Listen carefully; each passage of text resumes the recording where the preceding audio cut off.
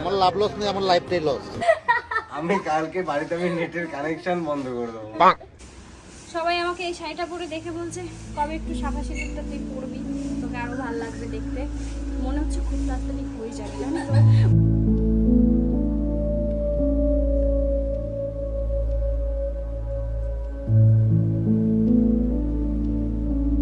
বলো নমো ঋদ্ধিতং নমো ঋদ্ধিতং নমো ঋদ্ধিতং। Hey guys, welcome back to our channel. তো আজকে আমাদের বাড়িতে পুজো, বাড়িতে আমরা আজকে বড় ঠাকুরের পুজো করব। আজ শনিবার, ভগবান আমাদের সুখ শান্তি সব ফিরিয়ে দিক। যাই হোক, আমার ব্লগে হয়তো এনার্জি কম থাকতে পারে, আপনারা কিছু মনে করবেন না, কারণ আগে আমরা দুজন মিলে একসাথে ব্লগ বানাতাম, এখন একজন ক্যামেরাম্যান হয়ে গেছে আর একজন ব্লগার হয়ে গেছে। সকাল সকাল বংডান এখন বেরিয়ে যাচ্ছে। বাড়িতে পুজো আর এখন বাড়ির ছেলে বাড়ির বাইরে চলে যাবে। কোথায় আমি বলো? সকালবেলা ঠিক করেছো? সকালবেলা ঠিক করেছে কলকাতায় যাবো। সকালবেলা না ঠিক করাই, বেচারা আদমার অবস্থায় আছে জয়দীপ, ওকে বাঁচাতে হবে। কেন বন্ধু, তোর কি হয়েছে? সর্বনাশ বলতে? কাজ সব টপ হয়ে গেছে। ও আচ্ছা, ওর কাজের জন্য। তুমি কখন আসবে বলো? আমার মোটামুটি আইডিয়া ছিল এখান থেকে 8টায় বেরোবো, কিন্তু 9টায় বেরোচ্ছে। মোটামুটি ঢুকতে ঢুকতে কটা বাজবে? আমাদের আইডিয়া ছিল 6টায়, আসবো 7টা, 1 ঘন্টা লেট। তাহলে ঠিক আছে, যাওয়ার আগে একটা ম্যাজিক করতে চাই, ঠিক আছে? ম্যাজিকটা করতে দেবে? গাইস, প্রীতিমণ্ডল ম্যাজিকও দেখায়, আমি জানতাম না। ঠিক আছে, আর তোমার হাত দাও। জাদু জাদু করবো, জাদু। হাত দাও, এবার চোখ বন্ধ করো, ঠিক আছে? চোখ বন্ধ করেছো? চোখ খুলো, খুলেছ? ঠিক আছে, আমি হাতে একটা ম্যাজিক করবো, হাতটা অনেক ভারী হয়ে যাবে, ঠিক আছে? তারপরে একটা অন্যরকম ফিল হবে। এবার তোমার কি ফিল হচ্ছে সেটাই তুমি আমাকে জানাবে, ঠিক আছে? এইটা কি কোনো কথা?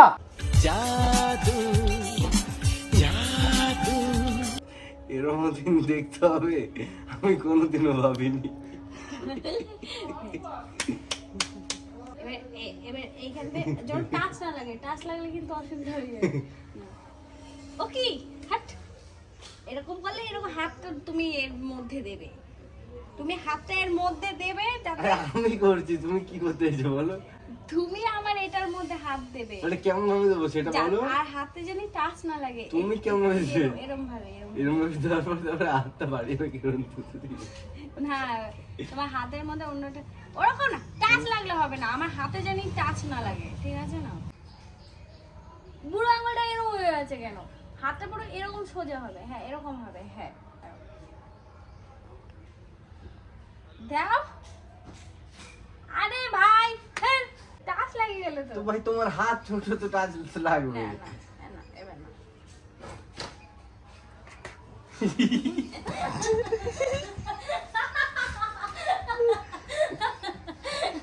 ম্যাজিক, এইটাই ম্যাজিক ছিল। যত রিল দেখবে আজে বাজে এত হয়েছিল। আমি কালকে বাড়িতে আমি নেটের কানেকশন বন্ধ করে দেবো।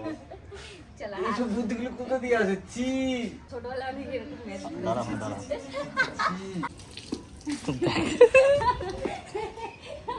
তোমার এটা পায়ে কি? তোমার পায়ে কি দেখো? বাবা, আমার থুতু না এটা বি হিসেবে বুঝতে পারলাম না। তোমার পাটা দেখো, আমার পাটা দেখো।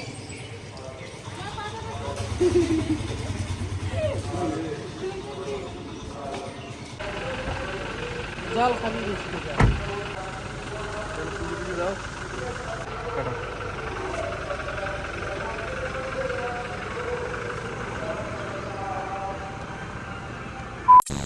তো ভাবছি এখন একটুখানি মাথায় তেল নেব। সবাই অবাক হচ্ছে, তাই তো?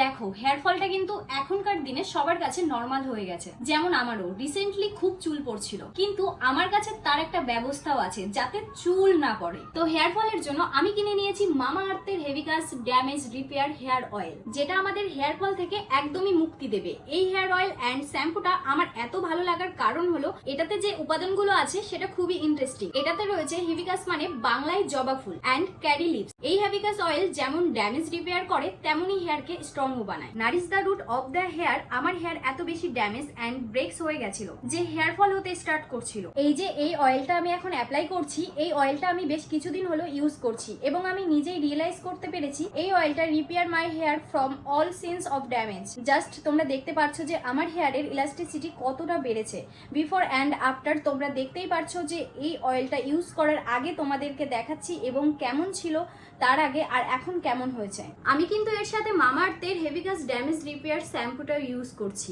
এটা natural shampoo and give better than chemical shampoo. এটা বলতেই হবে যে আর্থের oil and shampoo repairing hair naturally. এখন আমার হেয়ারটা দেখতেই পাচ্ছ কেমন স্ট্রং হয়েছে। এখন তো আমার মামাআর্থের এই দুটি প্রোডাক্ট ফেভারিট হয়ে গেছে। ডেসক্রিপশন এবং কমেন্ট পিনে লিংক দেওয়া রইল। Use my coupon code PRITHI2024 and get 20% discount. আর হ্যাঁ, আরো একটা কথা জানিয়ে রাখি, তুমি যখনই মামাআর্থে কোনো অর্ডার করবে তখনই মামাআর্থ তোমার অর্ডারটাকে তাদের ওয়েবসাইটের একটা ট্রির সাথে লিংক করিয়ে দেবে, কারণ মামাআর্থ পরিকল্পনা করেছে 2025 সালের মধ্যে 1 মিলিয়ন গাছ লাগানোর। মামাআর্থের প্রোডাক্ট নাইকা, অ্যামাজন, ফ্লিপকার্টে অ্যাভেলেবেল রয়েছে, এমনকি তোমার বাড়ির সামনের স্টোরেও অ্যাভেলেবেল। সো তুমি কোনো স্টোরে মামাআর্থের প্রোডাক্ট দেখতে পেলে আমাকে কমেন্টে জানাতে একদম ভুলো না। দুপুর হয়ে গেছে, বাড়িতে ব্রাহ্মণও চলে এসেছে। স্নান করে নিয়েছি, স্নান করেই সাথে সাথে মন্দিরে পুজো দিয়েছি। আগে আমাদের মা মনসা আরও যে ঠাকুরগুলো রয়েছে আমাদের, তো মন্দিরে পুজোটা দিয়ে তাড়াতাড়ি করে আগে রেডি হতে বললো মা, কারণ কি আমাদের ব্রাহ্মণ একটু বেশি স্পেশাল, উনি নাকি কারোর জন্য ওয়েট করে না। তো যে কারণে তাড়াতাড়ি করে রেডি হলাম। আর আজকে আমি আমার শাশুড়ি মায়ের শাড়ি পরেছি, মা আমাকে এই শাড়িটা বার করে দিল। তো আরেকটা শাড়ি, কালকে আমি মাকে একটা শাড়ি কিনে দিয়েছিলাম, সেই শাড়িটা এই যে মায়ের অনেক পছন্দের একটা শাড়ি। এই যে এই শাড়ি কালকে আমি কিনে দিয়েছি মাকে। শাড়িটা মা বলছে কি তুই এটা পর, এটা পরে পুজো দে। মা পুজো দেবে না, আমি আর বোন পুজো দেবো। বোনকে দিয়ে ক্যামেরাটা ধরিয়েছি, কারণ রন নেই এখন। তো মা অনেকবার আমাকে বললো শাড়িটা পরতে, তো আমি ভাবলাম কি না, মা পছন্দ করে কিনেছে, পুজো না দিলেও মা শাড়ি পরুক আজকে, তাই আমি এই শাড়িটা পরেছি। এটাও নতুন শাড়ি মায়ের। সবাই আমাকে এই শাড়িটা পরে দেখে বলছে কবে একটু শাখা সিঁদুরটা তুই পরবি, তোকে আরও ভালো লাগবে দেখতে। মনে হচ্ছে খুব তাড়াতাড়ি হয়ে যাবে, জানো তো। বাড়িতে সবাই প্ল্যানিংয়ে আছে, মা বাবা এসেছিলো, সবাই বিয়ে ডিসকাস করেছে। মামি আবার তো এই যে আমার মামি ফুল গাচ্ছে, মামি আবার বাড়ি গিয়ে পঞ্জিকা দেখে আজকে ডেট জানিয়ে দিল। চলো এখন মন্দিরে যেতে হবে, মন্দির থেকে সব কিছু নিয়ে নিই।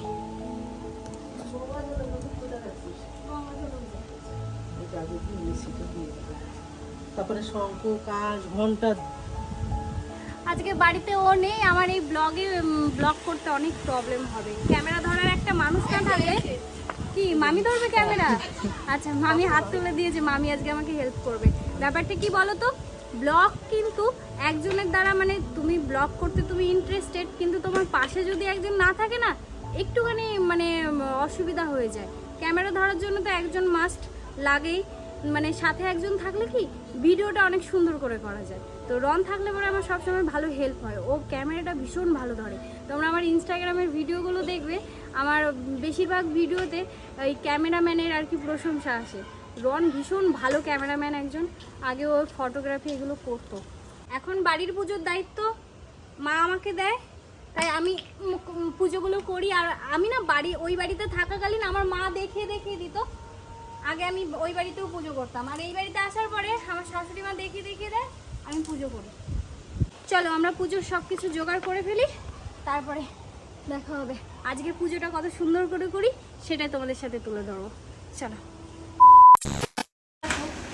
ঘরে বসে থাকলে হবে না, রান্না বান্না শিখতে হবে। আরে তোমার ইনস্টাগ্রামে যে কয়টা খাবার পাঠিয়েছিলাম মনে আছে? হ্যাঁ, আর একটা কথা কই, হ্যাঁ এটা পুজো দিতে, আমরা পুজো দিতে না, মানে আমি কি বলছি আমি এখন খাবো মামি, আমি শুধু বললাম যে আমরা রান্না বান্না শিখবো ভালো ভালো। ওই মোবাইল, হ্যাঁ, মেয়ে মানুষরা রান্না বান্না শিখবে তো ভালো জিনিস, আমাদের একটু খাওয়াটা হবে।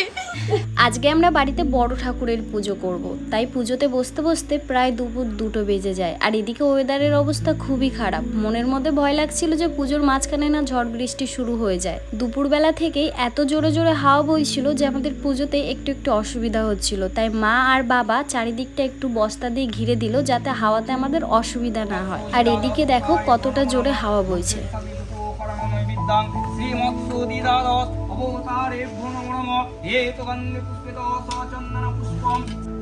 ঋদ্ধিতাং নমো ঋদ্ধিতাং নমো ঋদ্ধিতাং ये तो सचंदन पुष्पम श्री भगवती सूर्योदेवाय नमः अर्घं भगवती सूर्योदेवाय नमः आचमनीय श्री भगवती सूर्योदेवाय नमो नमः।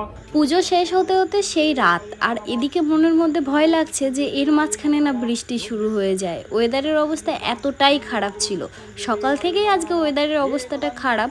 তারপরে আবার এই পুজো কিন্তু ঘরের ভেতরে কেউ করে না, এমনকি এই পুজোর প্রসাদ খেয়ে হাত পা না ধুয়ে ঘরে ঢুকতে নেই, এটাই নিয়ম। পুজো শেষ হতে হতে প্রায় সন্ধ্যা 7টা বেজে গেছিল, আর ভগবানের আশীর্বাদে ততক্ষণে কিন্তু কোনো ঝড় বৃষ্টি দেখা যায়নি।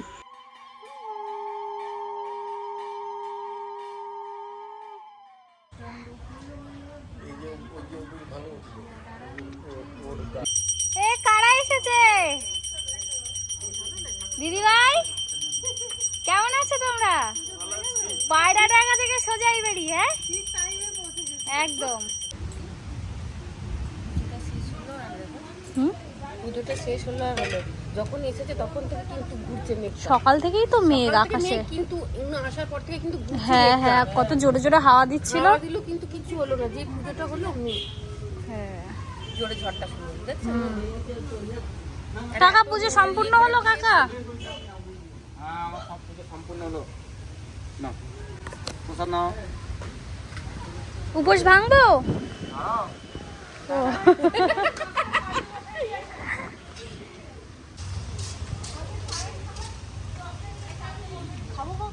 হ্যাঁ বৃষ্টি পড়ে। হ্যাঁ একদমই তাই, পুজো শেষ আর বৃষ্টি শুরু। পুজো কমপ্লিট করে আমরা চলে গিয়েছিলাম স্নান করতে, কারণ এই পুজোটার নিয়মই এরকম আছে যে পুজোটা করার শেষে স্নান করে তারপরেই ঘরে ঢুকতে হয়। আর এদিকে মামা মামি দিদা সবাই মিলে হাতে হাতে কাজ করে কাজগুলো এগিয়ে নিচ্ছিল, কারণ এদিকে বৃষ্টি শুরু হয়ে গেছে আর সবাইকে পুজোর প্রসাদটাও দিতে হবে তার জন্য। স্নান করেই সোজা ভাই বোনদের কাছে চলে এসেছি এখানে গিফট দেওয়ার জন্য, যেই গিফটগুলো আমি নিয়ে এসেছিলাম মন্দারমণি থেকে। তাই ভাবলাম চলো গিফটগুলো আজকেই দেওয়া যাক, যেহেতু সবাই একসাথেই রয়েছি। তোমাদের জন্য অত দামি কিছু আনিনি ভাই, ছেলেদের জিনিস ঘুরতে গেলে মনে হয় শুধু মেয়েদের জিনিসই পাওয়া যায়। দুজনের জন্য দুটো পেন্সিল বক্স, তোমার ওটা ভালো লেগেছে? দুজনের দুটো, আর এটা মাম্পি মুনো। খোলো ব্যাগটা খোলো, আর এটা জ্যোতি মুনো। স্কুলে ভর্তি করে দেব। বাবা বলছে আমাকে স্কুলে ভর্তি করে দেবে। ভালো লাগে? আমরা যদি এখন স্কুল কলেজে যেতাম তাহলে আমি আর মাম্পির জন্য একটা আরো দুটো ব্যাগ আনতাম। জ্যোতি মুনো ভালো আছে মাম্পি ব্যাগটা? হ্যাঁ তুমি নিয়ে যেও। হ্যাঁ আজকে এই গিফট ছিল তোমাদের জন্য, কি এক্সাইটেড ছিল গিফট পাওয়ার জন্য। পুজো কমপ্লিট হয়েছে, সাথে সাথে চলে গেছি স্নান করতে, কারণ কি আমাদের এই পুজোর নিয়ম থাকে যে ওই ড্রেস পরে আর ঘরে ঢোকা যাবে না, তাই না দিদি ভাই বলো?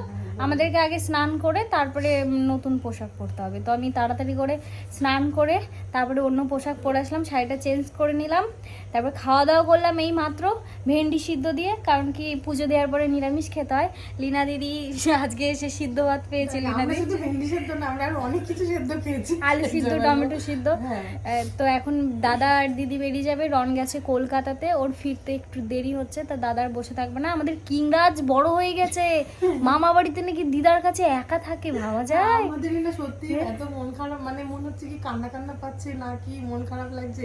আবার ভাবছি নিয়ে আসলে তো ওরও খারাপ লাগে, কান্না করে থাক একদিন থাক, মামা বাড়ি রেখে আসলাম। তুমি বুঝতে পারছো, মানে মামা বাড়ি হচ্ছে বলে তো কি সত্যি তাই, মামা বাড়ি সেই মধুর হাড়ি এরকম না। প্রত্যেকটা বাচ্চা দেখো মা বাবা ছেড়ে আছে, এদিকে দিদা চায়, সত্যি তাই। এই যে আমার বাবাকে দেখি, এই যে আমাদের জনকে দেখি, মানে তাতানের কথা বলছি, মানে দিদা সবাই দিদা পাগল। মামা বাড়ি একটা স্পেশাল অনুভূতি, এটা প্রত্যেকটা বাচ্চাই ফিল করতে পারে। বড় হলে বেশি ফিল করে যে ছোটবেলাটা কত ভালো ছিল, কারণ বড় হলে যাওয়াটা অনেক কমে যায় মামা বাড়ি। তো যাই হোক, অনেকদিন ধরে ভাবছিলাম বাড়িতে সত্যনারায়ণের পুজো হবে, মা আর আমি প্ল্যান করছিলাম, আজকে হয়ে গেল, আর এত সুন্দরভাবে হলো সেটার কি বলবো। দিদিভাই আমাদের পুজোটা কমপ্লিট হলো, তার কিছুক্ষণের মধ্যে বৃষ্টি শুরু হয়ে গেল, ভালো জোর বৃষ্টি হলো, প্রচুর বৃষ্টি হলো। হ্যাঁ তো চলো, লীনা দিদিরা এখন বেরিয়ে যাবে। আসলাম, টাটা। সাবধানে যাবে। হ্যাঁ বাড়ি গিয়ে একটা ফোন করে দিও বা মেসেজ করে দিও। আসছি মাসিমা, আসলাম। হ্যাঁ হ্যাঁ হ্যাঁ, চলো মা আমরা এবার বাড়িতে। এই যে সবাই যখন আমাদের বাড়িতে আসে তখনই আমাদের এই গেটটা খোলা হয়, আর না হলে সারাক্ষণ বন্ধ করে রাখা হয়। ওই পাশ দিয়ে আমরা এখন যাতায়াত করি। চলো মা, এখন কি ঘুমাই যাবো মা? সারাদিন আসলে না খেয়ে তো চোখটা পুরো বন্ধ হয়ে যাচ্ছে, মনে হচ্ছে দুর্বল লাগছে। রাত এখন বাজে 10:30। এখন এই যে গাড়িটা বাড়িতে ঢুকলো, গান বন্ধ করো। হিন্দু হে হাম, জয় শ্রীরাম, জয় শ্রীরাম। তোমাদের সব কাজ সম্পূর্ণ হয়েছে? না, জয়দীপ এখন টেনশনে আছে। তো আজকের ভিডিওটা আমার এই পর্যন্তই। তো বাড়িতে পুজো করলাম। তোমাদের এই ভিডিওটা কেমন লাগলো? এখন থেকে তোমরা এই ধরনের ভিডিওই বেশি দেখতে পাবে, কারণ কি দেখো বাড়িতে আমি সবার সাথে যেইভাবে সময় কাটাই সেটাই শেয়ার করার চেষ্টা করি। তো চলো আজকের ভিডিওটা এই পর্যন্তই। সবাই ভালো থেকো, সুস্থ থেকো, সবার সাথে দেখা হবে নেক্সট ভিডিওতে।